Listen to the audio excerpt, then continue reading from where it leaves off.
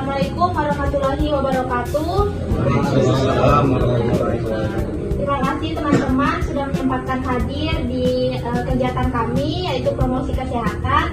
Di sini saya dari Fakultas MIPA, Prodi Farmasi. Kami datang di sini untuk menjelaskan tentang kesehatan, yaitu temanya tentang penyakit jantung. Dan di sini ada rekan saya atas nama Andi Risma Amanda nanti yang akan menjelaskan mengenai penyakit jantung. Untuk teman-teman yang ingin bertanya atau berdiskusi, saya persilakan. Dan nanti ada kuesioner juga yang akan dibagikan oleh teman saya, yaitu Firdayani.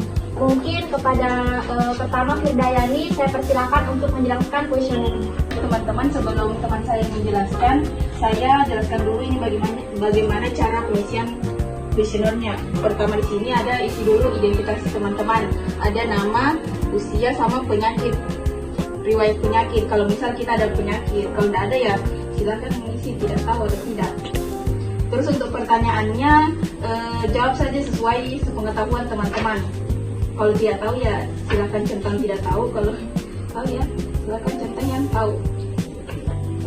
Ada brosur, jadi sambil menjelaskan ini temanku bisa kita membaca juga brosur.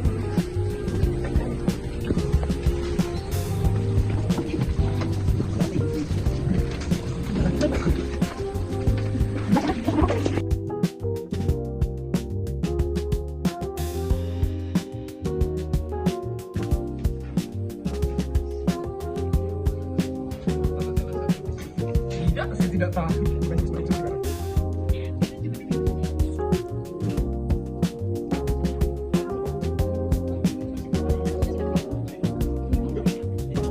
Sebelum saya menjelaskan mengenai penyakit jantung, apakah teman-teman sekalian tahu apa itu penyakit jantung? Tidak. Tahu. Ada yang tahu? Biasa dengar tapi tidak tahu.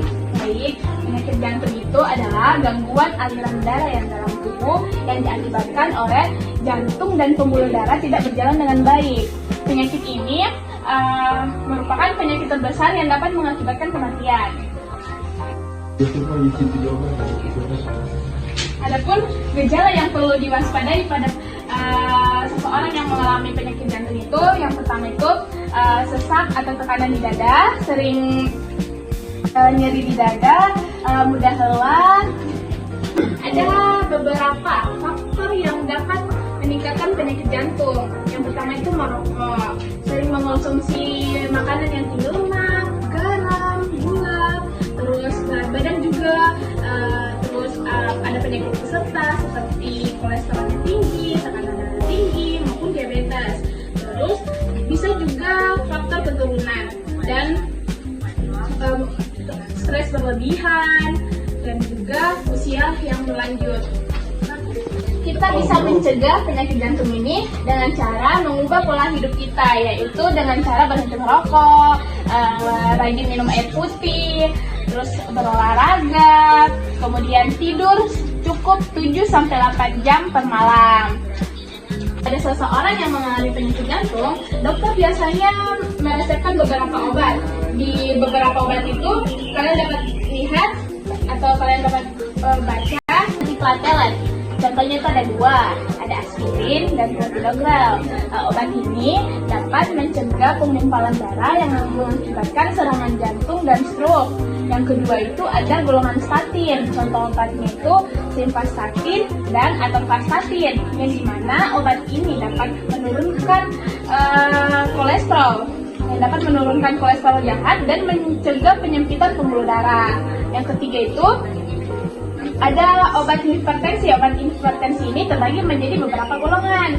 Ada golongan ACI atau ARB, contohnya amlodipin dan captopril, yang dimana obat ini dapat melebarkan pembuluh darah dan melindungi fungsi jantung. Yang kedua itu ada golongan beta blocker. Golongan beta blocker ini contohnya bisoprolol dan metoprolol, yang dapat memperlambat denyut jantung, menurunkan tekanan darah, dan mengurangi beban kerja jantung. Terus ada golongan diuretik atau contohnya furosemid dan spironolakton, yang dapat mengurangi kelebihan cairan untuk membantu pasien yang gagal gagal jantung. Golongan terakhir, contohnya itu nitroglycerin dan dapat meredakan nyeri dada dengan melebarkan pembuluh darah koroner. Ingat ya, teman-teman itu gunakan obat sesuai resep dokter, tidak boleh menghentikan obat secara tiba-tiba, dan kontrol rutin untuk memantau jantung Anda. Upload dulu. Selain obat medis, ada juga obat-obat herbal yang dapat menjaga kesehatan jantung kita, seperti bawang putih dapat menurunkan tekanan darah, kolesterol, dan mencegah penyempitan pembuluh darah. Yang kedua itu ada jahe, yang dimana jahe ini dapat melancarkan peredaran darah dan menurunkan kolesterol serta sebagai antiinflamasi. Ada kunyit, kunyit ini kaya akan antioksidan dan dapat menurunkan kolesterol dan melindungi pembuluh darah. Terus ada daun kelor. Daun kelor ini dapat menurunkan tekanan darah, kolesterol, dan menjaga fungsi jantung. Ada teh hijau. Teh hijau ini kaya akan antioksidan untuk membantu menurunkan kolesterol dan meningkatkan kesehatan pembuluh darah. Teh hijau dapat dikonsumsi 1-2 cangkir dalam sehari. Terus ada buah hawthorn. Buah hawthorn ini meningkatkan aliran darah ke jantung dan memperkuat otot jantung. Dan yang terakhir ada biji flaxseed. Biji flaxseed ini mengandung omega 3 dan menurunkan kolesterol. Daun sirsak ini memberi khasiat sebagai antioksidan.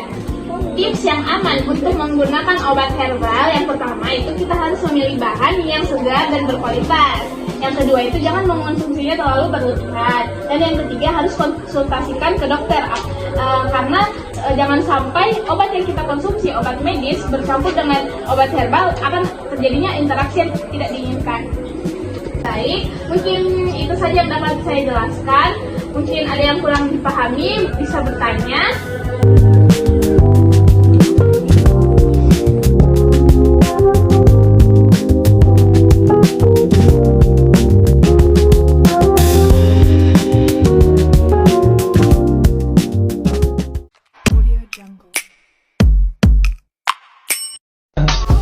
I just had to let you know you're